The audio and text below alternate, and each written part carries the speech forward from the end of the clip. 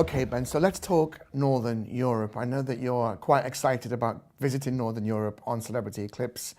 It's a beautiful solstice class ship, sister to Silhouette, based in Southampton. And the 14-night cruises go to 7 different countries in Scandinavia and the Baltics. So what can you tell us about what you're looking forward to most about seeing Scandinavia and Russia? I think having been to parts of Scandinavia in the past, to Sweden and Norway in particular, I've always visited them on land. So I've flown in and I've moved around by vehicle. And beautiful countries. For me, they kind of tick every box from what I want from a holiday experience. They're very outdoorsy. They've got extreme temperatures, so very hot in the summer, very, very cold in the winter. Beautiful people, great food, great fish. And above all, they kind of embrace life. It's that kind of wild life there, which I love, the nature that you have all around you. And a lot of people out there may think Northern Europe is cold, it's expensive, activities are limited. Hopefully you don't agree with that. Some of the best beaches I've ever been to are actually in northern Germany. There's a chain of islands there called the Sylt Islands and the Frisian Islands. And it's some of the most beautiful weather I've ever had. I got one of the deepest tans I've ever had up there.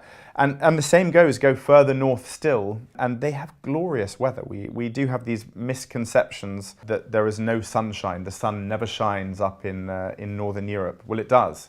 And it gets surprisingly warm up there as well. And I think that if you broaden your expectations of what you want from your holiday, I think Northern Europe actually has a huge amount to offer, and I think you'll be pleasantly surprised.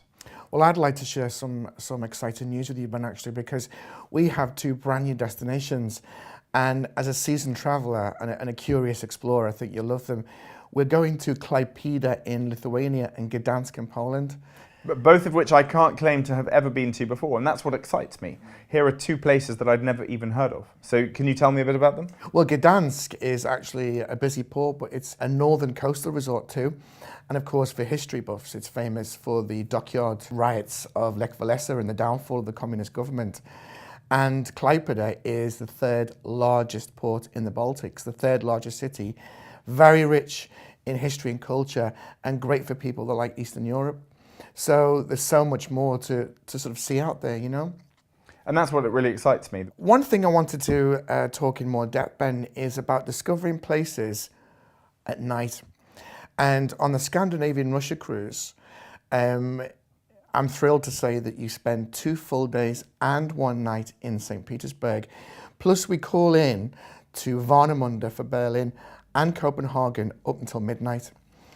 I think it offers so much more, but in your view as an experienced traveller, what does seeing a place by night give you? Well, it's a completely different experience to see somewhere at night.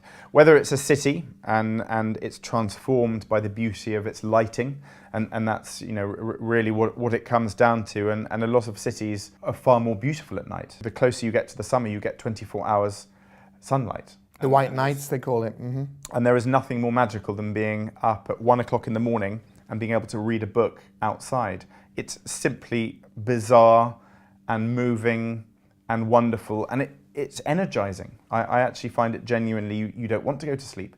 You just want to just be up and to look around. And again, it gives you the chance to see a city or a town from a whole new perspective. So you've told me that you're really excited about going to Russia and seeing St. Petersburg, but you are going to spend a full night there as well. What do you think you'd like to do in St. Petersburg at night as a seasoned traveller and explorer?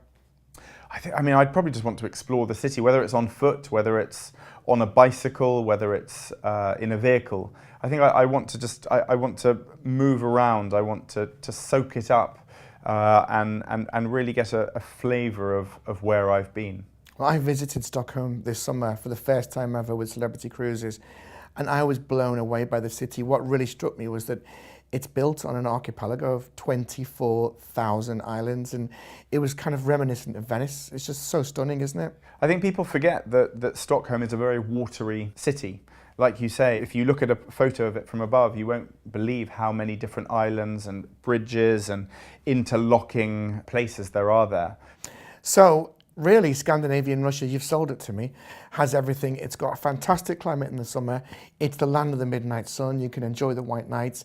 There's so much to do if you're an outdoors enthusiast. It's incredibly rich in culture and history.